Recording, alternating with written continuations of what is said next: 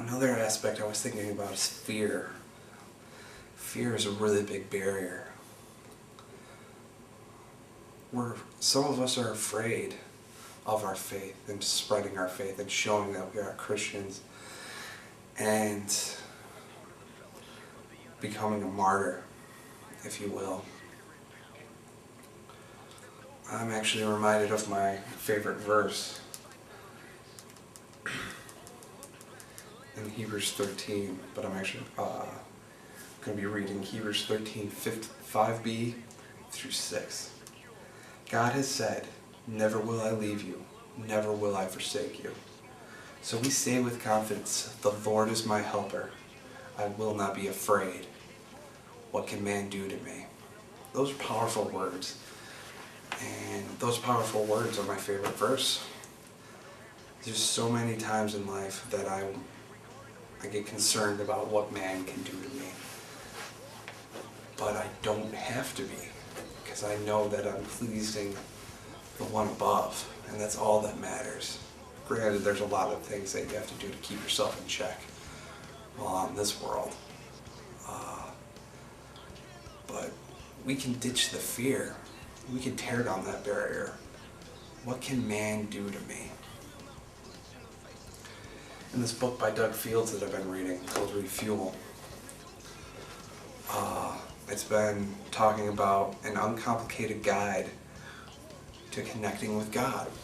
And I thought that was very ironic that I started reading this right around the time that I was trying to come up with ideas for the Connect series.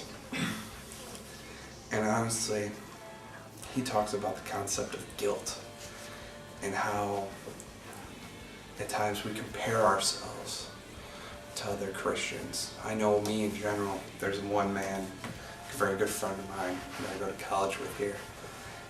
Every night he devotes time to read his Bible and pray. Every night. He will not shut off the lights until that is done. I personally do not have that conviction. I personally find it very hard. So many times in my life I have started to do this, a Bible reading, and I get started off really good, but by day 5 I don't even know where my Bible is anymore. And therefore comes the guilt. And the guilt is, I don't know, it's a big barrier. And it pushes me further from God because I feel like I'm unworthy. So many of us think that the people in the Bible have done many great things and that so we're unworthy of God's love and forgiveness. When I started thinking about that, I realized that not a lot of the people in the Bible were upright people. Just look at David alone. David loved God with all his heart. But he was an adulterer. And sometimes he was power hungry at times, it seems. He constantly strayed away from God, but always would try to find a reconnection. One of the best examples, honestly, is Samson. God blessed Samson with mighty strength. And yet, he always seemed to break the rules, but God always forgave him and built him up.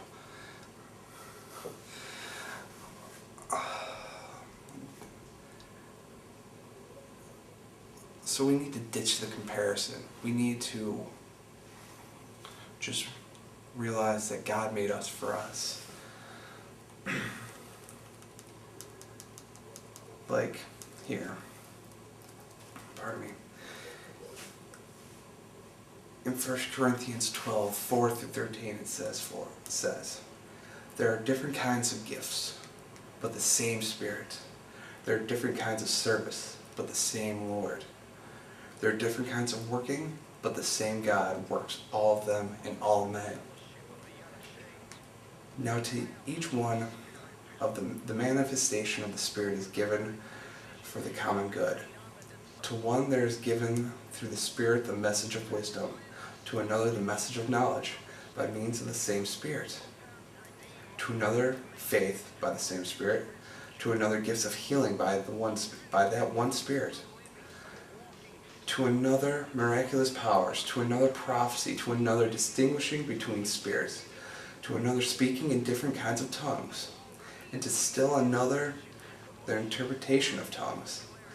All these are the works of one and the same Spirit, but He gives them to each one just as He determines.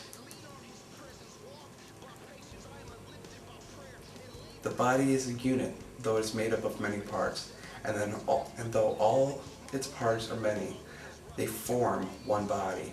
So it is with Christ.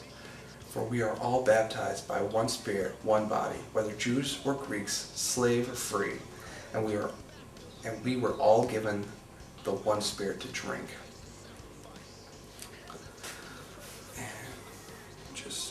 We are given our gifts. We are given our different ways of connecting. So what's there to be ashamed of? What's there to feel guilty about? I also enjoy this verse in Romans 9:20 through 21. But who are you, O man, to talk back to God? Shall what is formed say to him who formed it, why did you make me like this? Does not the potter have the right to make out of the same lump of clay some pottery for noble purposes, or for some common use? We're not all meant to be missionaries. We're not all meant to be pastors. We're not all meant to be healers or prophesiers or one speaking in tongues. We are meant to connect with God. We are meant to feel God's presence. We are meant to drink from one Spirit. Together, we make up one holy being. So we need to find that connection that is right for us. We need to shut off the phones, spend time away from our boyfriends and girlfriends. We need to ditch the guilt, we need to ditch the fear. It's only then that we can truly find a connection with Christ. We need to stop and connect. In closing, I want to read a passage, actually from the book by Doug Fields. At the end, he writes a prayer for us. And it goes like this. Lord, thank you for creating me with all of my gifts, faults, and failings, and for loving me anyway.